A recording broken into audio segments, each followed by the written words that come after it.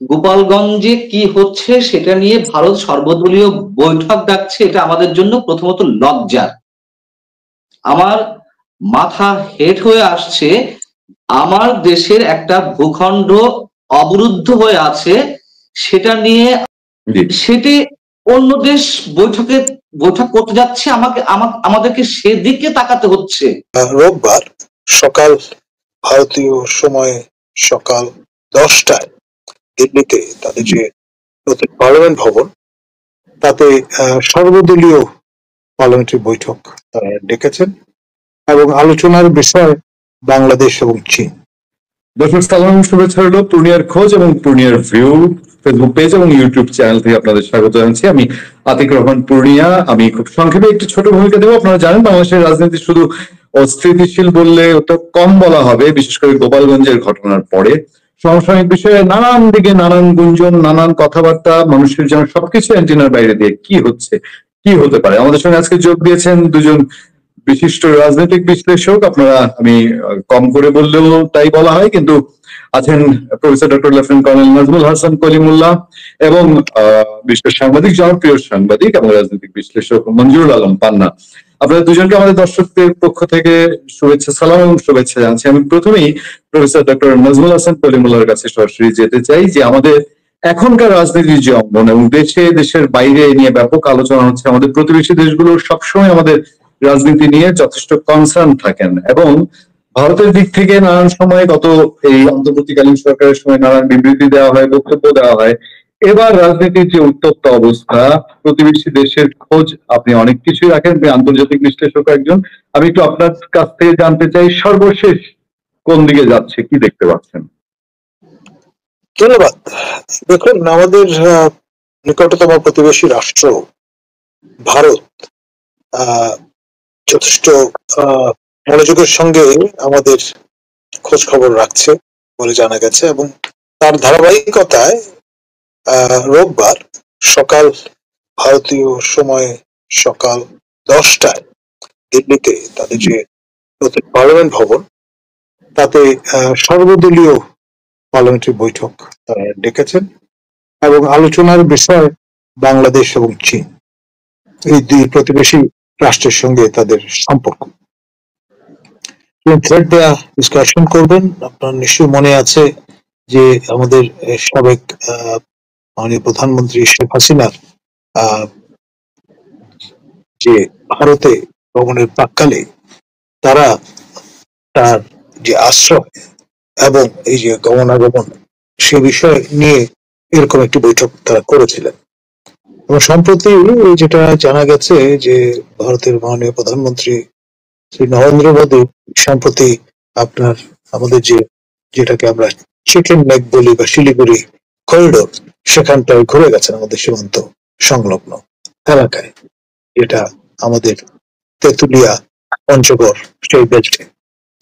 তো এই যে গোপালগঞ্জের ঘটনাটি ঘটে গেল, যা আপনার এই professor doctor Yunus Nobel laureate তার শাসনামলে প্রথমবারের মতো আপনার এই ব্যাপকতা নিয়ে আপনার যে ডিফারেন্স একটি অঞ্চলের মানুষ দেখালেন, তাদের আনুগত্য প্রকাশ করলেন যেই দলটি ক্ষমতাচ্যুত হয়েছে এবং সরকার থেকে তারা বিদায় নিয়েছেন, সেই দলের প্রতি এবং দলের নেতৃবৃন্দের প্রতি, দলের কাণ্ডারি যারা ছিলেন তাদের প্রতি, বিশেষ করে জাতির পিতা বঙ্গবন্ধু শেখ মুজিবুর রহমানের প্রতি যে আপনার অকৃত্রিম ভালোবাসা প্রদর্শন করেছেন, সেটি আপনার ক্ষমতাচ্যুত দলটিকে ঘুরে দাঁড়াতে অনেকাংশে ক্ষেত্র প্রস্তুত করে দিয়েছে। এবং এর পুরোটাই আমি বলবো আমাদের শাসক দল, অর্থাৎ যেটি আমাদের এনসিপি বলে পরিচিত, আমাদের মাননীয় পরিবেশ উপদেষ্টা মুখ ফুসকে বলে ফেলেছেন যে শাসক দল, সেই দল তাদের এই পদযাত্রা কর্মসূচিকে রিনেম করে যখন মার্চ টু গোপালগঞ্জ নামে অভিহিত করে বাঘের গর্জনে আপনার ছুটে গেছেন গোপালগঞ্জে। এবং মজার ব্যাপার হচ্ছে, সবাইকে অবাক করে বাঘের বদলে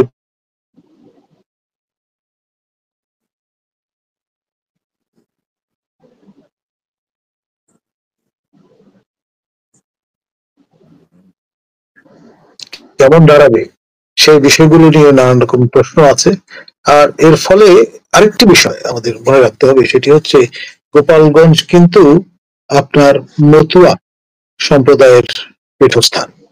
এই ঠাকুরবৃন্দ তারা যে রিফর্ম নিয়ে এসেছিলেন আপনার সনাতন ধর্মাবলম্বীদের মধ্যে, তার পীঠস্থান এটি, এবং তাদের অনুসরণ করেন এই রকমের প্রচুর মানুষজন ভারতে, বিশেষ করে পশ্চিমবঙ্গ রাজ্যে তারা যথেষ্ট প্রভাবক ভূমিকা পালন করেন।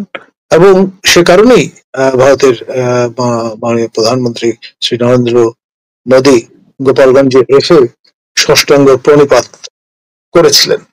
এবং আমাদের প্রতিবেশী রাজ্য পশ্চিমবঙ্গের মুখ্যমন্ত্রী আপনার তিনি কিন্তু এই সম্প্রদায়েরই মানুষ, এবং প্রায় 400 বছর ধরে এই মুভমেন্ট অত্র তল্লাটে প্রভাবক ভূমিকা পালন করেছেন।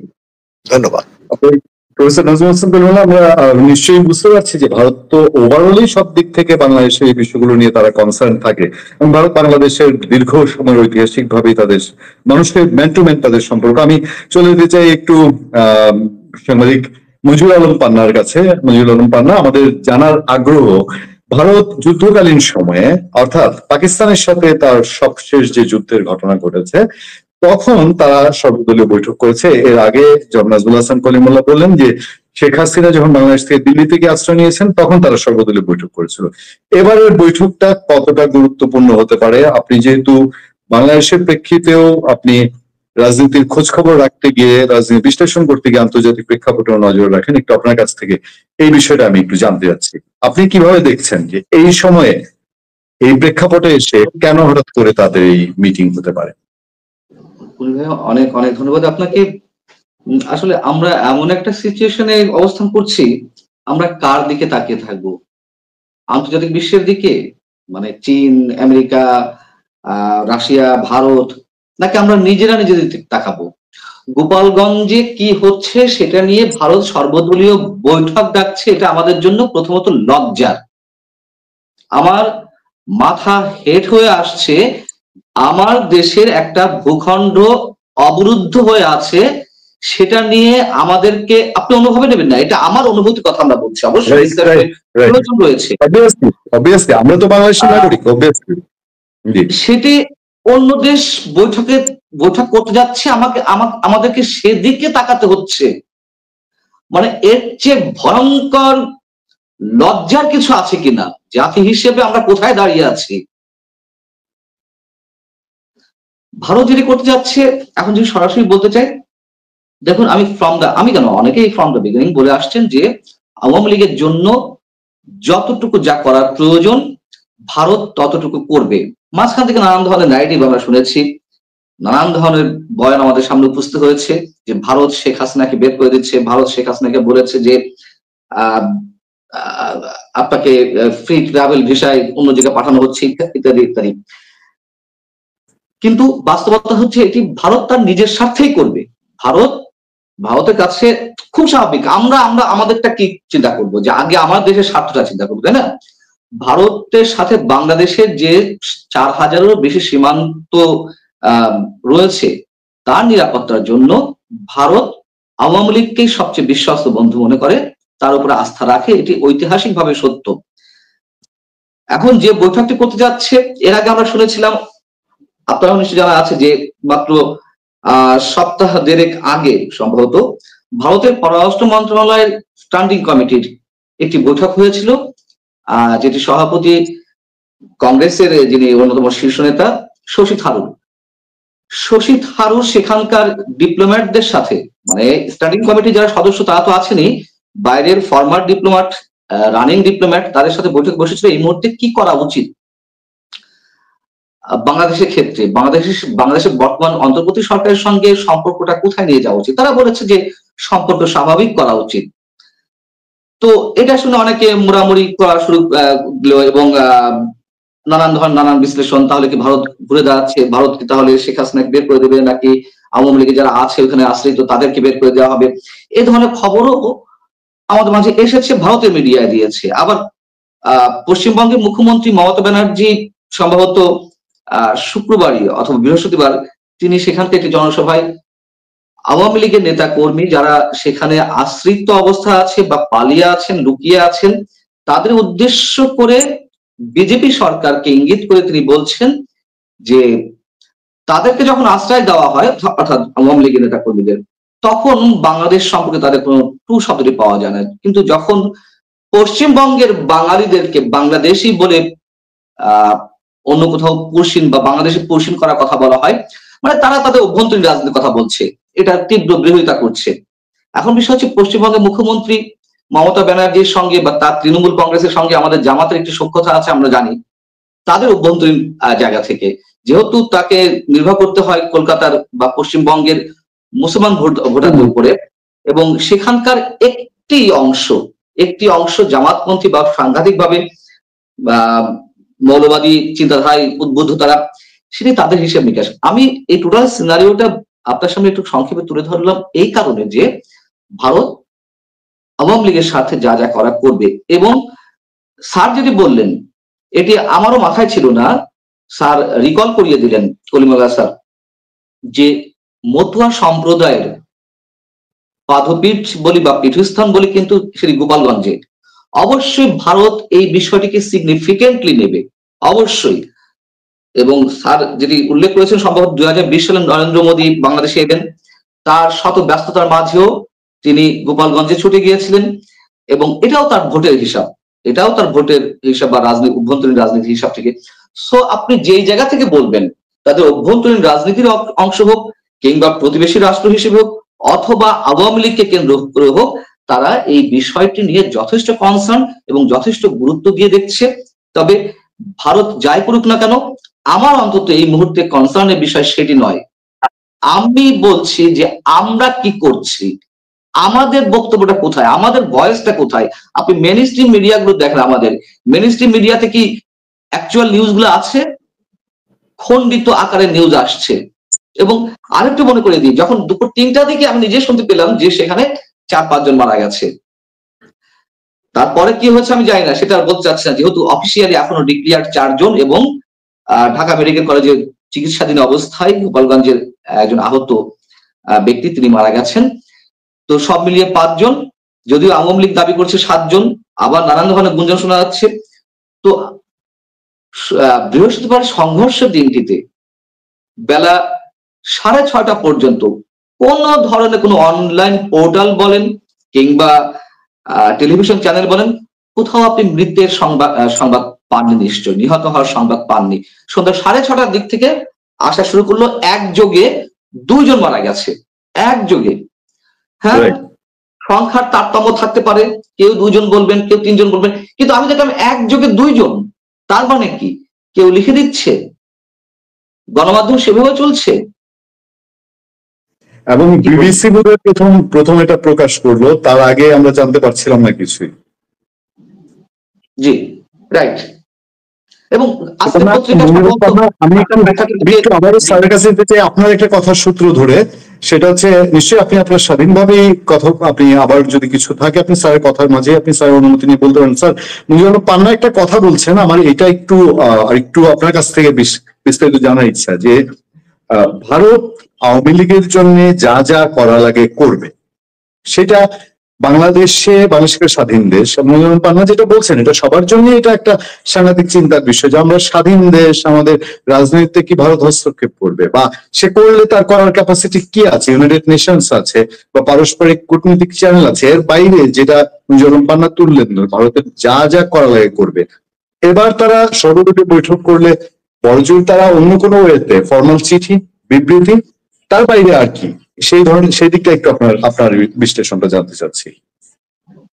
দেখুন, শেখ হাসিনা যখন ভারতে চলে গিয়েছিলেন তখনকার বাংলাদেশ আর এই প্রায় 11 মাসের মাথায় ইউনূস শাহীর এই হুকুমতে এখনকার বাংলাদেশে কিন্তু যথেষ্ট পরিবর্তিত পরিস্থিতি বিদ্যমান।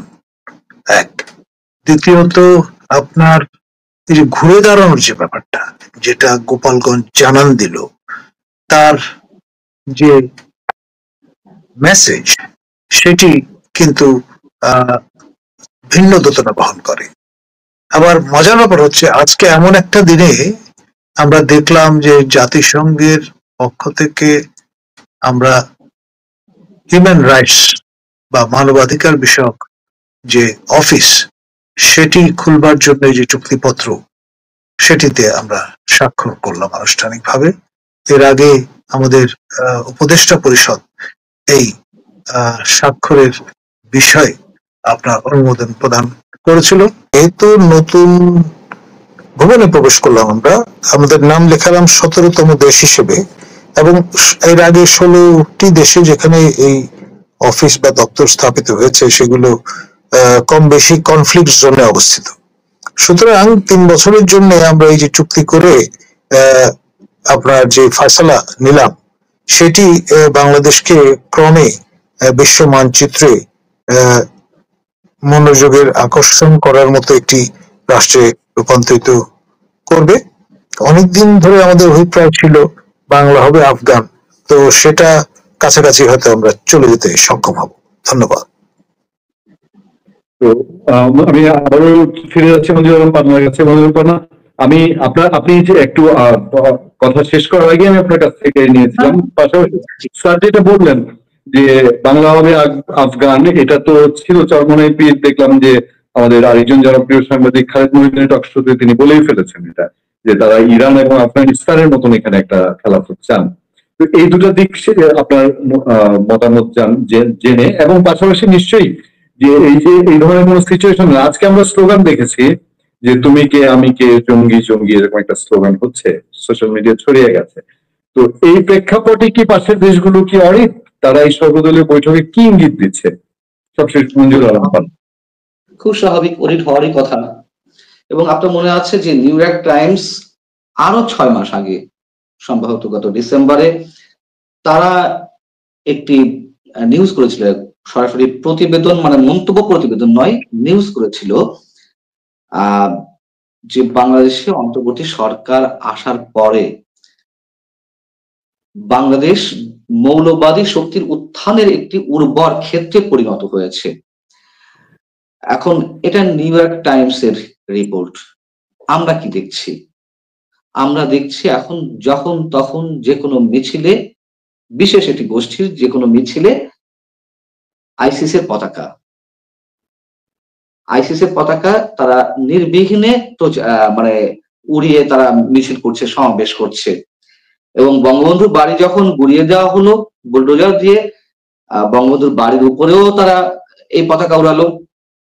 বিষয়টি হচ্ছে যে মৌলবাদের একটি আস্ফলন আর জঙ্গিবাদের উত্থান আমরা তো দেখতে পাচ্ছি।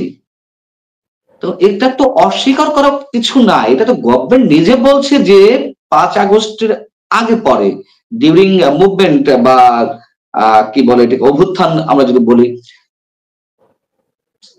সেই মানে ভয়ঙ্কর সময়টিতে জেলখানা গেট ভেঙে বা তালা ভেঙে যেভাবে জঙ্গিরা বেরিয়ে এলো, আসামিরা বেরিয়ে এলো, কয়জনকে ধরা হয়েছে।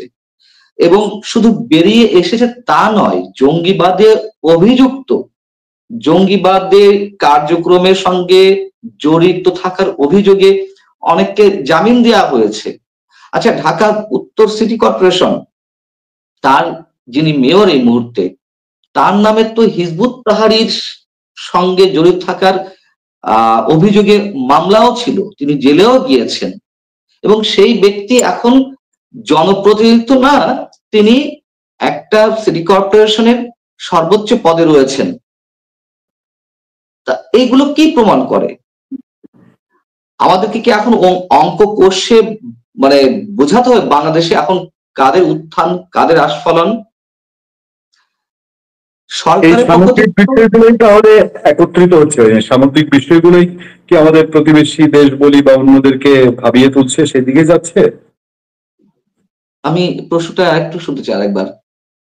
বলে এই সামগ্রিক বিষয়গুলো কি আমাদের প্রতিবেশী দেশগুলোকে ভাবিয়ে তুলছে বা ইন্টারন্যাশনাল কমিউনিটিকে ভাবিয়ে তুলছে যে আসলে কোন দিকে যাচ্ছে? খুবই স্বাভাবিক, এটা তো ভাবিয়ে তুলবেই, তোলারই কথা। তার কারণ দেখুন, আমি আমি অন দ্য রেকর্ডে বলছি, যখন আওয়ামী লীগের পতন হলো তখন তো বিকল্প একটি শক্তির সঙ্গে বাংলাদেশে ভারতের সহযোগিতার মনোভাব নিয়ে এগিয়ে আসার কথা, বা তাদেরকে আসতেই হবে প্রতিবেশী রাষ্ট্রের সঙ্গে, তাদের কাদের সাথে বন্ধুত্ব করা যায়, খুব স্বাভাবিক, ভারত এটি ভাববেই।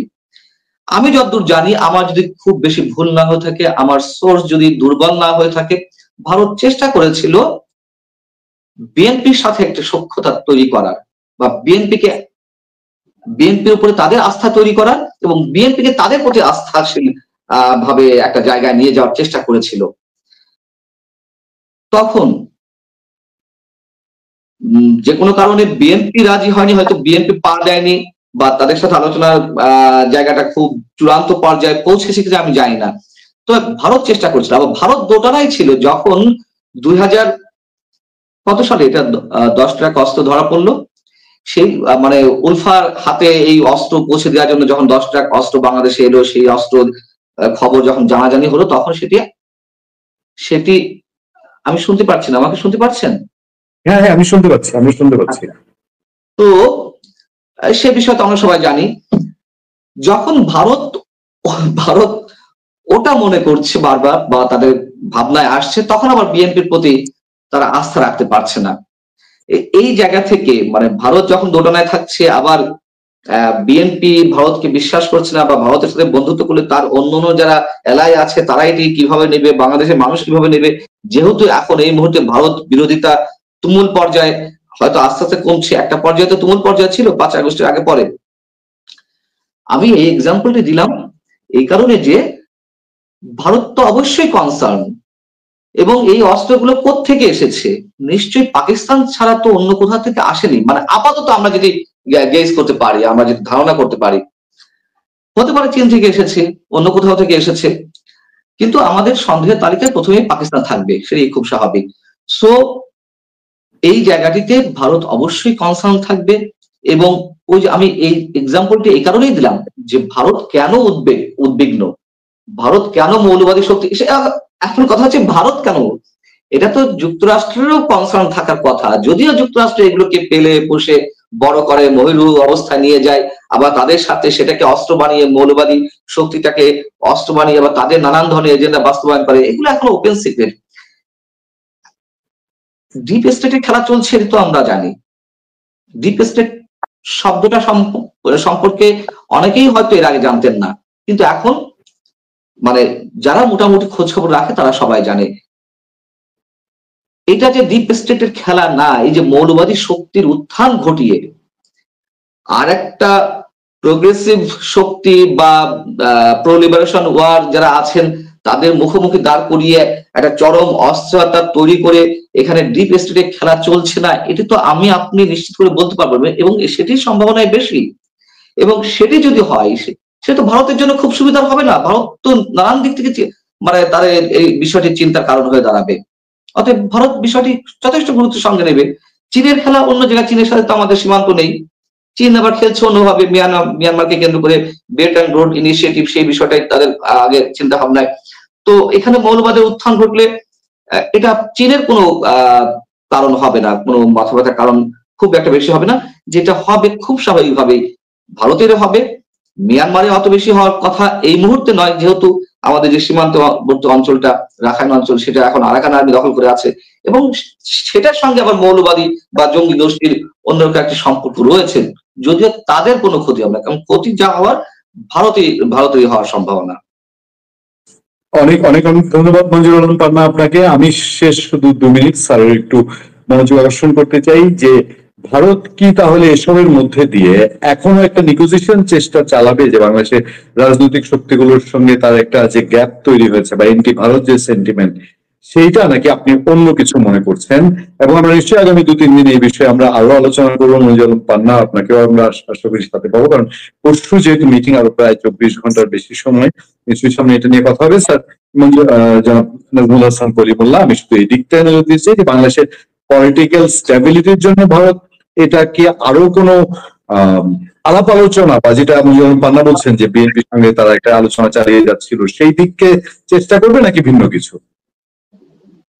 ধন্যবাদ। দেখুন, গোপালগঞ্জ যে বার্তা দিয়েছে সেটি হচ্ছে যে আওয়ামী লীগ স্টিল রেলেভেন্ট এবং আওয়ামী লীগ ম্যাটার করে, এবং আন্তর্জাতিক সম্প্রদায়ের পক্ষ থেকে আপনার যে কনসার্ন গুলো আমরা লক্ষ্য করেছি যে ইনক্লুসিভনেস নিশ্চিত করতে হবে নির্বাচনের নিরিখে, ত্রয়োদশ সংসদ নির্বাচনের নিরিখে।